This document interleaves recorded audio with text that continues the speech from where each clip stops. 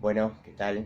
Acá estamos para trabajar el segundo texto de Coiré, que vamos a ver en esta ocasión, que es Galileo y la revolución científica del siglo XVII.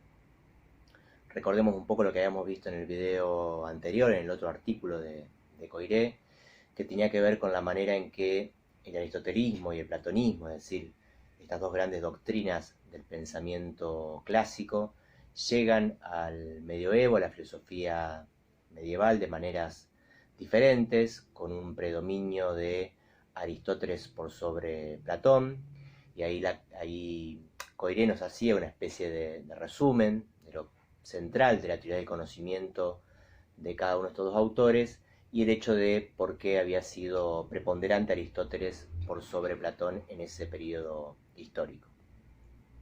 Lo cierto es que ese predominio, según Coiré, se extiende hasta entrado el siglo XVII, y es recién ahí, en este siglo, de la mano de Galileo por un lado y de Descartes por el otro, que algo del platonismo que había quedado opacado en el medioevo comienza a aparecer en primer plano, empieza a notarse la influencia del pensamiento platónico, tanto a nivel de la ciencia moderna, como vamos a ver en la física galileana, como a nivel de la filosofía en el caso de Descartes.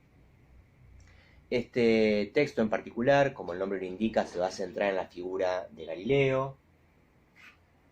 Vamos a ver otros textos de Coiré más adelante para la cuestión que tiene que ver con Descartes. Por ahora, esta revolución científica la vamos a pensar por el sesgo de la física, ¿sí? La física galileana. No por eso olvidando que toda revolución científica para Coiré es, como dijimos, una revolución del pensamiento, es decir, una revolución filosófica, política, religiosa y científica al mismo tiempo.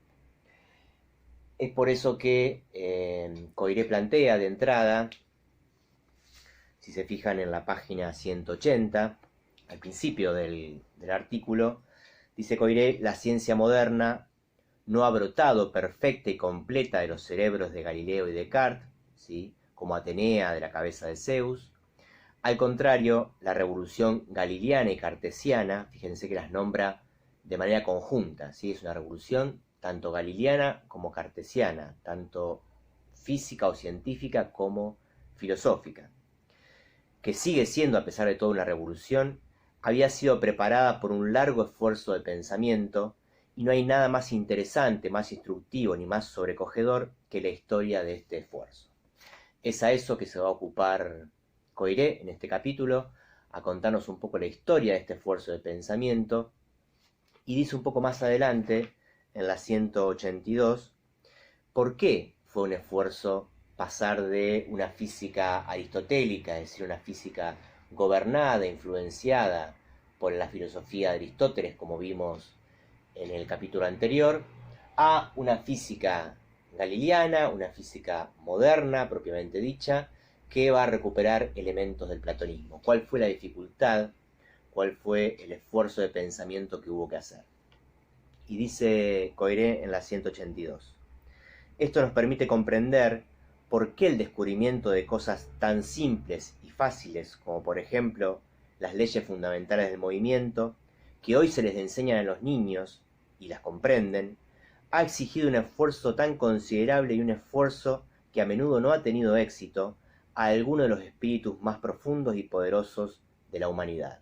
Es decir, cómo es posible que las leyes del movimiento, la inercia, por ejemplo, nosotros podamos comprenderla hoy en día, incluso enseñársela a los niños en la escuela primaria, y genios de la filosofía como Aristóteles no pudieron descubrirla.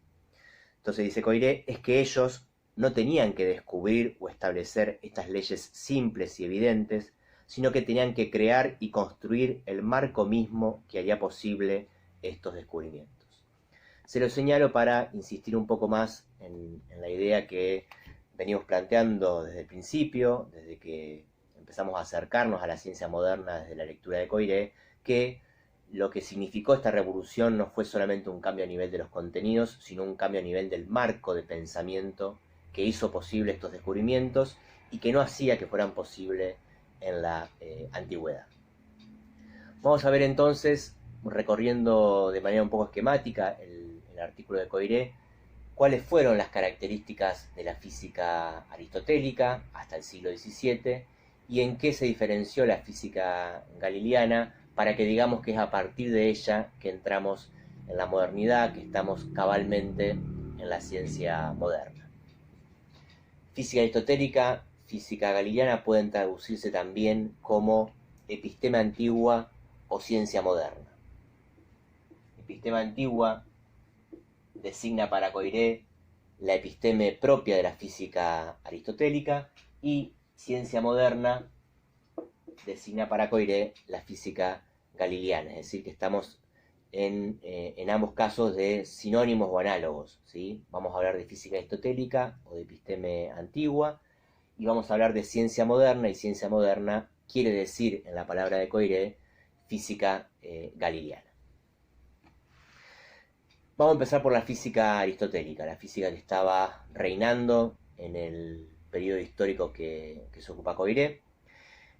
Es una física coherente con la filosofía de Aristóteles, con el aristotelismo que vimos preponderar en la Edad Media, es decir, una física que coincide con el sentido común.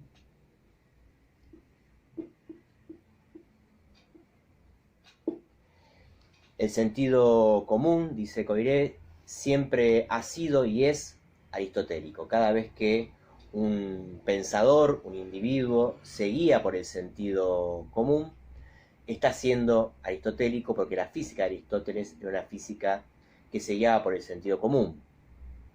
¿Qué quiere decir esto pensado en un ejemplo? Que si había una dificultad todavía en el pensamiento medieval para aceptar la teoría heliocéntrica de Copérnico, por ejemplo, era justamente porque el sentido común, ¿sí?, y la percepción sensible, que es otra característica del aristotelismo, indicaban que era el Sol el que se movía, el Sol que sale por el este y se pone por el oeste. Teníamos la percepción sensible de que era el Sol el que se movía. Era impensable para esos espíritus del medioevo entender que en realidad es la Tierra la que se mueve y la que gira alrededor del Sol. Sin embargo, dice Coiré, para una física que se basa en los sentidos, para una física que se basa en la experiencia y en la observación, esa conclusión de que era el Sol el que se movía y no la Tierra es absolutamente lógica y tiene mucho sentido si la integramos dentro de ese marco de pensamiento. Entonces es una física del sentido común, una física de la experiencia sensible, y es por lo tanto una física antimatemática.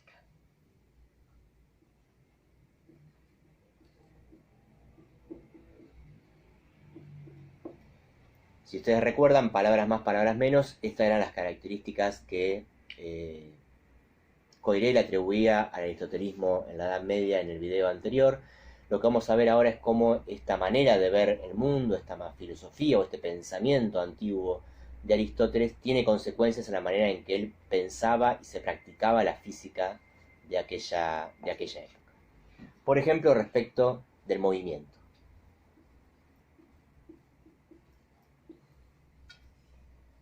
La cuestión del movimiento es muy importante en este texto de Coiré, porque efectivamente, dice él, la física, la definición de física, es la ciencia que se ocupa de los cuerpos en movimiento, ¿sí?, de los cuerpos que están en el espacio y que están en movimiento.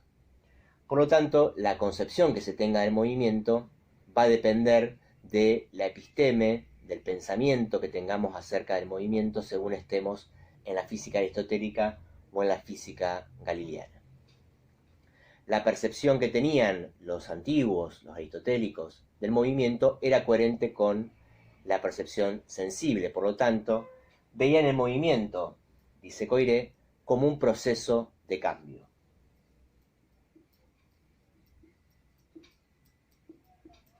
Mientras que el reposo, ¿sí?, un cuerpo puede estar, entiéndase, en movimiento o en reposo, son las dos opciones de un cuerpo sometido a la física del espacio, puede estar en reposo, puede estar en movimiento.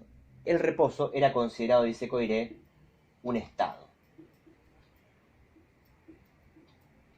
¿Qué quiere decir? Que el reposo, por toda una tradición filosófica, además, que viene desde los griegos, efectivamente, el reposo estaba siempre asociado, está asociado en la filosofía antigua al estado ontológicamente superior del ser, ¿sí?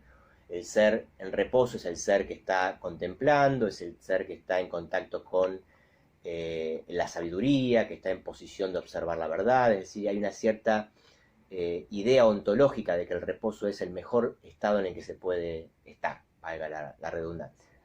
Mientras que el movimiento, pensado como un proceso y no como un estado, es coherente, dice Coiré, con esta idea ontológica, pero también con una idea física, ¿sí? Efectivamente, si nosotros nos guiamos por los sentidos, si nos guiamos por el sentido común, si yo pongo un objeto del que fuera a rodar en el espacio, supongamos que arrojo una piedra o pateo una piedra, esa piedra va a pasar de un estado de reposo, ¿sí?, de quietud, a otro estado de reposo, ¿sí? Así pensaba la física aristotélica.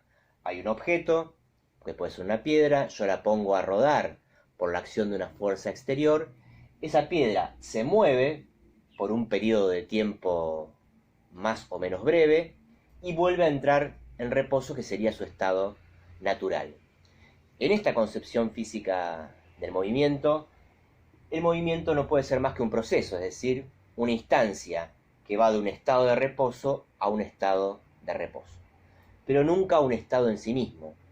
Resultaba impensable para el pensamiento aristotélico, para una cabeza configurada a la manera del pensamiento antiguo, que el movimiento pudiera ser un estado, porque eso supondría que un objeto X, por ejemplo la piedra, pudiera estar indefinidamente en movimiento. Como eso no es posible de captar por la experiencia sensible, porque efectivamente en la naturaleza las cosas comienzan a moverse y luego se detienen, fue que el movimiento no pudo ser pensado por la física aristotélica todavía como un estado, como va a poder serlo luego en la física galileana. Otra característica de esta física, retengamos por ahora la cuestión del movimiento, que es muy importante,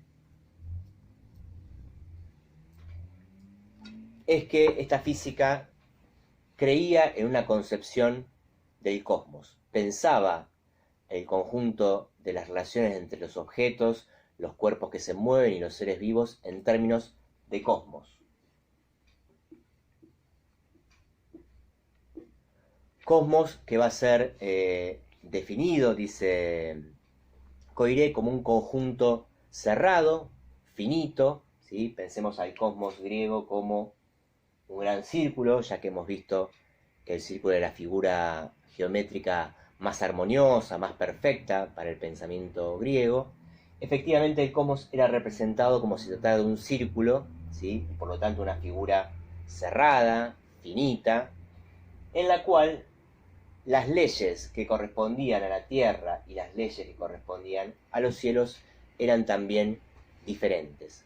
No había una unidad de leyes físicas que rigieran para la tierra y para los cielos. Por lo tanto, ellos creían, efectivamente, que en los cielos funcionaban cierto tipo de leyes. Por ejemplo, los movimientos, dice Coiré, eran circulares cuando se trataba de los astros, mientras que en la tierra funcionaban otras leyes, ¿sí?, y esas leyes hacían que el movimiento en la tierra fuera, por ejemplo, rectilíneo, ¿sí? Lo importante a retener acá es que había diferentes leyes para los cielos y para la tierra, ¿sí? Lo que pasaba en los cuerpos a nivel de los cielos no es lo mismo que le pasaba a nivel de la tierra. En la tierra los cuerpos, por observación, por percepción sensible, tienden a caer, mientras que en los cielos tienden a flotar. Es decir, toda una serie de consideraciones y conclusiones a las que llegaban los aristotélicos, los físicos aristotélicos, a partir de la experiencia sensible. Hay un experimento muy importante, hay que hacer alusión Coiré ahí, que es interesante ver cómo Galileo resuelve esa cuestión de manera diferente, pero que tiene que ver con que otra de las consecuencias lógicas de esta manera de plantear la física es el que se ve con la experiencia de la bola de cañón.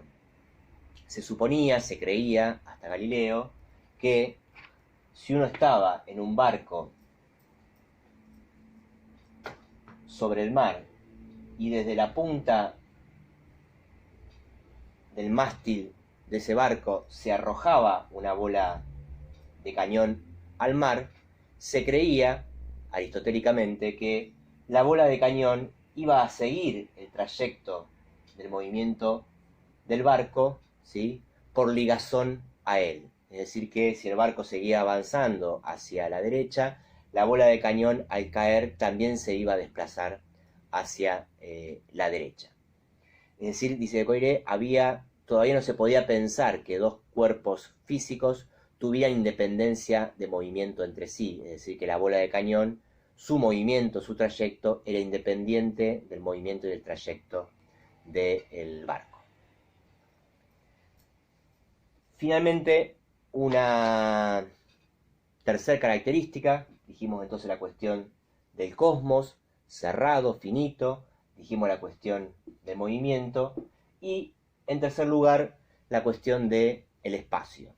El espacio, tal como lo pensaba un aristotélico, era el espacio equivalente a la naturaleza, es decir, un espacio cargado de cualidades sensibles, ¿sí?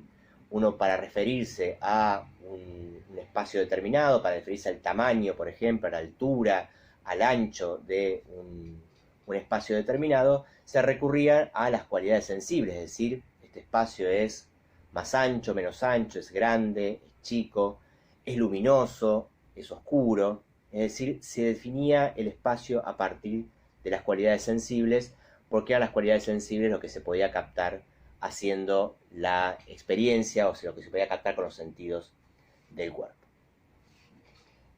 ¿Cuál es el punto? Que cada uno de estos elementos característicos, definitorios de la física aristotélica, van a ser subvertidos con la física galileana, ¿sí? Y vamos a ver un poco en qué punto la física galileana fue modificando cada una de estas características.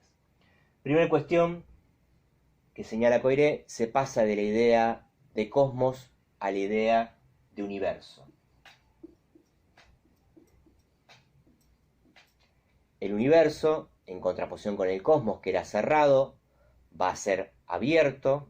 Abierto quiere decir que va a tener una extensión indefinida, infinita, ¿sí?, incalculable por la experiencia sensible. Va a ser abierto e infinito.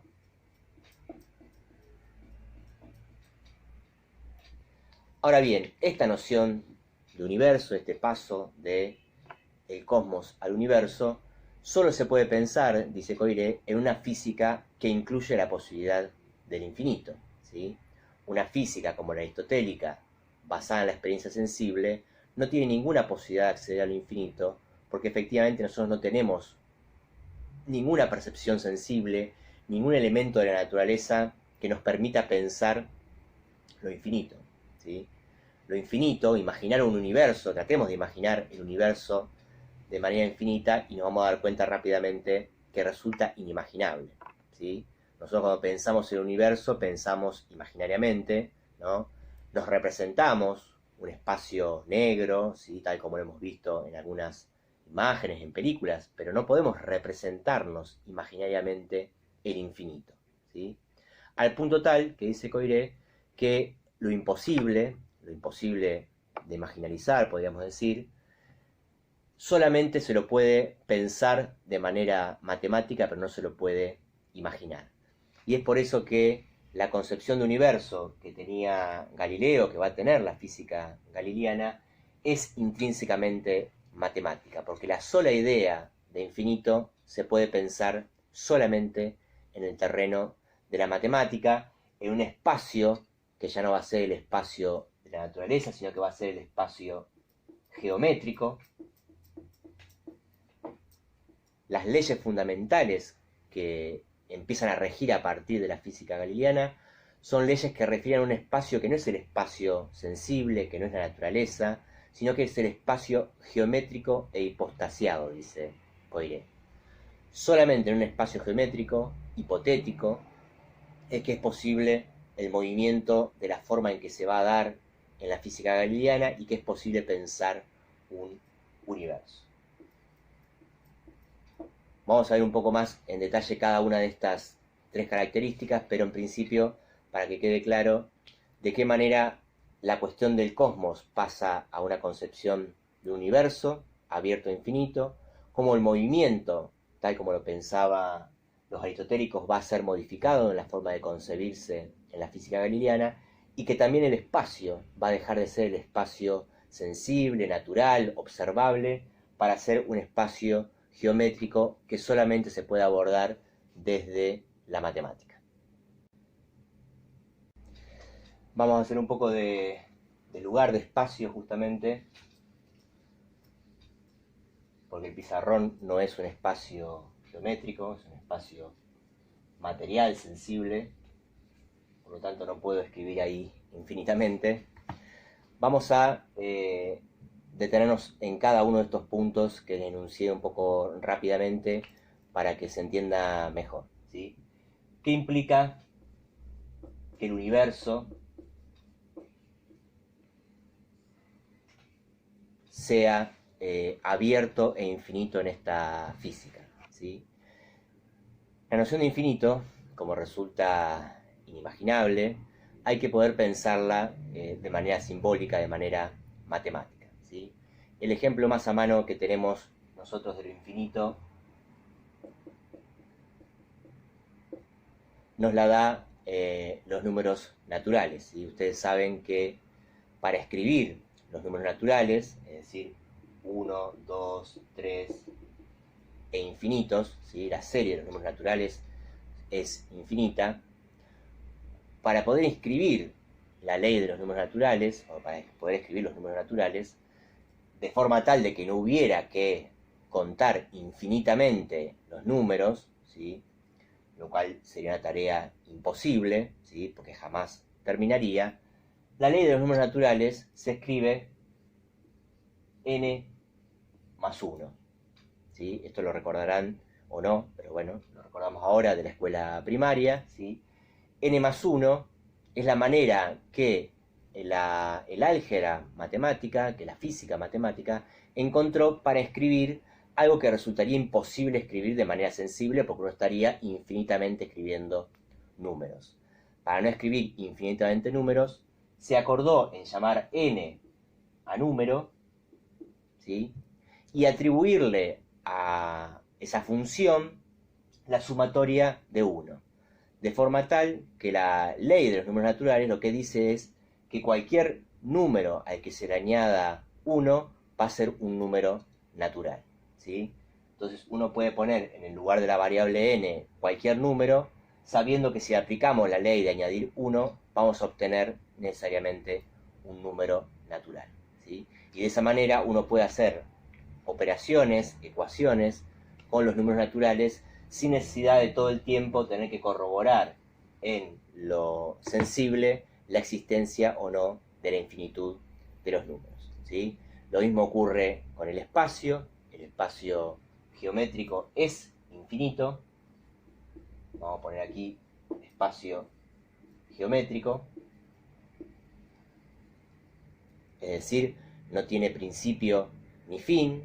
Uno siempre podría añadir, ¿sí?, un tramo más a una línea que se dirige hacia el infinito. De hecho, hay una demostración, así como los números naturales, digo, nos pueden mostrar lo infinito sin necesidad de escribirlos infinitamente. Se puede corroborar que una línea es infinita, cualquiera fuera, sin necesidad de trazarla infinitamente, ¿sí? Que es lo que plantea la matemática. Si yo supongo un segmento, ¿sí?, supongamos que va de A a B, ¿sí?, en términos sensibles, en términos de nuestros sentidos, A y B tienen una distancia determinada, ¿sí? Supongamos X cantidad de centímetros. Si yo les dijera que un objeto va a recorrer el trayecto que va de A a B, ¿sí?, ese trayecto implicaría cierta cantidad de centímetros y cierta cantidad de tiempo, ¿sí? Sin embargo, ya mucho antes incluso del surgimiento de la ciencia moderna, Zenón captó, en lo que se conoce como la paradoja de Zenón, algo que es de naturaleza estrictamente matemática en términos de espacio, que es que en realidad la distancia entre A y B es infinita, y que en realidad que un cuerpo, un objeto, pueda transcurrir la distancia que hay entre A y B, en términos estrictamente matemáticos, es imposible, ¿sí? Porque, por lo siguiente, para poder llegar de A a B, ese objeto, supongamos un auto, ¿sí?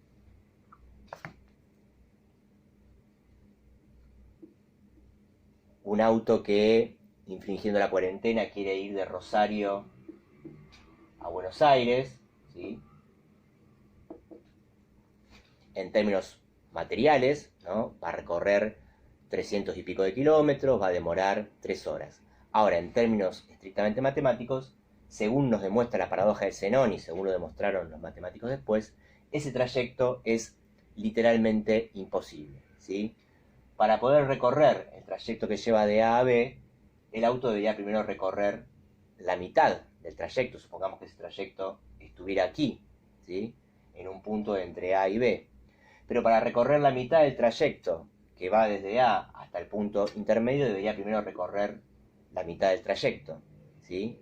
Y para eso recorrer la mitad de este trayecto. Y para eso la mitad de este trayecto, así hasta el infinito, ¿sí? Porque si bien uno tiene la impresión visual, la engañosa percepción sensible de que esto se podría representar, lo cierto es que siempre va a ser la mitad de la mitad de la mitad de la mitad hasta el infinito, de forma tal de que en un espacio geométrico hipostaciado el auto nunca llegaría de A a B. Bueno, son este tipo de nociones, espero se haya entendido el ejemplo, son este tipo de nociones a las que nosotros estamos quizá naturalmente acostumbrados, aunque nunca nos detengamos a pensar en ellas, pero que para una física como la aristotélica, que efectivamente hubiera hecho la experiencia, hubiera trasladado no un auto en esa época, pero un caballo, para ver el trayecto y cuánto tiempo demoraba, todas estas ideas tan matemáticas, tan abstractas en un punto, resultaban impensables, ¿sí? Y es por eso que el espacio geométrico, el universo infinito, son dos de las bases, ¿sí?, centrales de la física moderna. La tercer pata, el tercer elemento de esta especie de triángulo, va a ser la noción de movimiento, ¿sí? Van a ver que dice Coiré en un momento que la ley de inercia es el principio fundamental de la física moderna. Y que sin embargo esa ley de inercia es imposible de ser experimentada, nunca nadie vio la inercia, nunca nadie la pudo imaginar ni comprobar, y sin embargo, aún sin comprobación empírica, esa ley existe y es la ley rectora de la física moderna. Fíjense cuando le explica en la página 181, ¿sí? El principio de inercia es muy simple. Afirma que un cuerpo abandonado a sí mismo permanece en su estado de reposo o movimiento tanto tiempo como este estado no esté sometido a la acción de una fuerza exterior cualquiera. En otros términos, un cuerpo en reposo permanecerá eternamente, y eternamente quiere decir infinitamente, en reposo a menos que sea puesto en movimiento, y un cuerpo en movimiento continuará moviéndose y se mantendrá en su movimiento rectilíneo y uniforme hasta que alguna fuerza exterior se lo impida hacerlo, ¿sí? Primera consideración, en la ley de inercia, tanto el movimiento como el reposo, ¿sí?, son considerados ambos estados, y ya no como en la física aristotélica, uno un proceso de cambio y el otro un estado, ¿sí? Un cuerpo puede estar tanto en estado de movimiento como en estado de reposo, infinitamente o eternamente, como lo formula el principio de inercia. Ahora bien, para que esto sea posible, ese cuerpo en movimiento o ese cuerpo en reposo no puede estar en el espacio natural, en el espacio de la experiencia sensible. Solamente es pensable el principio de inercia, ley fundamental del movimiento para nuestra ciencia moderna, solamente puede ser pensado en un espacio geométrico donde efectivamente uno pueda poner a rodar o a mover un objeto y ese objeto infinitamente permanezca en movimiento. Ahora bien, dice Coiré, esto nos parece no solo verosímil, sino evidente, ¿sí? El concepto galileano de movimiento, al igual que el de espacio que veíamos recién, nos parece tan natural que creemos que la ley de inercia deriva de la experiencia y de la observación, aunque evidentemente nadie ha podido observar jamás un movimiento de inercia por la simple razón de que tal movimiento es completa y absolutamente imposible, ¿sí? Se entiende que acá imposible quiere decir imposible de ser experimentado, imposible de ser imaginarizado, ¿sí? Vamos a ver después con Lacan que incluso es imposible de ser simbolizado, con la definición que vimos de lo real, pero por el momento retengamos que esta ciencia moderna, que arranca en el siglo XVII, que es nuestra ciencia, la ciencia con la cual explicamos los fenómenos físicos de manera cotidiana, se está ocupando de un universo que es infinito, de un espacio que no es el espacio real, sino el espacio geométrico, y con una idea del movimiento que es absolutamente contraria, que se lleva de los pelos con nuestro sentido común, ¿sí? Allí donde nuestro sentido común ves que las cosas están en reposo y pasan a estar en movimiento, para esta física pueden estar eternamente en movimiento o eternamente en reposo, siempre que la consideración sea el espacio geométrico. De allí que la frase tan controversial de Galileo en su época fuera decir que la naturaleza estaba escrita en caracteres geométricos. Es decir, Galileo sacó a la naturaleza del terreno de lo sensible, del terreno de las percepciones corporales, y la llevó al estatuto de lo geométrico. Está escrita la naturaleza en caracteres geométricos, y por lo tanto la única ciencia válida para abordar la naturaleza va a ser una ciencia como la galileana, que pueda pensar en términos matemáticos, que pueda pensar en términos de infinitud y que pueda pensar en un espacio geométrico e hipostasiado. Cierro con esto último porque ya está quedando un poco largo el video. Cualquier cosa después en consulta podemos aclarar si hace falta un poco más. Quería cerrar solamente con el final del texto, ¿sí? Cuando Coiré dice con todas las letras que según el lugar que se le dé a la matemática, sea central, como en el caso de la física galileana, o sea secundario, como en el caso de la física aristotélica, vamos a estar dentro de un paradigma o del otro. Dice Coiré, si se consideran las matemáticas como una ciencia auxiliar, que se ocupa de abstracciones y que por esto tiene menos valor que las ciencias que tratan de cosas reales, como la física, si se afirma que la física puede y debe basarse directamente en la experiencia y en la percepción sensible, se es aristotélico. Si por el contrario se quiere atribuir a las matemáticas un valor supremo y una posición clave en el estudio de las cosas de la naturaleza, entonces se es platónico.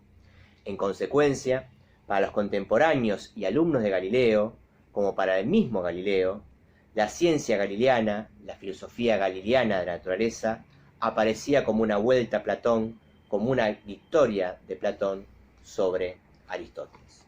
Es en este punto que Coiré entiende que la física galileana, por estas características que acabamos de ver, solo podía inspirarse en una filosofía como la platónica, que le daba tanta importancia a la matemática, al mundo de las ideas y al inteligible, a diferencia de una filosofía aristotélica mucho más anclada en el mundo real, en la naturaleza sensible y en la percepción. Bueno, espero que haya quedado un poco más claro. Son temas complejos porque tienen que ver con cuestiones a las que no estamos acostumbrados, tienen que ver con la física, con la matemática, es decir, nociones que tenemos muy incorporadas pero que no estamos acostumbrados a pensarla. Me parece que Coiré lo hace de una manera bastante llevadera, bastante entendible. Cualquier cosa, si quedan dudas, las seguimos charlando en la consulta. Les mando un gran saludo, seguimos la próxima con el último texto de la unidad 2, que va a ser Introducción del Gran Otro. Les mando un gran saludo.